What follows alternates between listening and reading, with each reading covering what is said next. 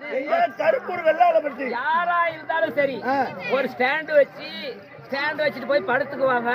அந்த பக்கம் டீ கடைக்கு இதெல்லாம் போவாங்க. ஆனா கையிலேயே செல்போனை வைத்து யூடியூப் சேனல்ல நம்மள படம் எடுக்கக்கூடிய ஒரே சேனல் செல்வம் யூடியூப் சேனல் ஐயா அவர்கள் மட்டும்தான். நமக்காக விடிமுப்பதும் நமக்காக உறுதுணையாக இருந்த செல்வம் ஐயா அவர்களும் இந்த ஊர் பொதுமக்களும் எப்படி இருக்க வேண்டும் தெரியுமா? ஒரு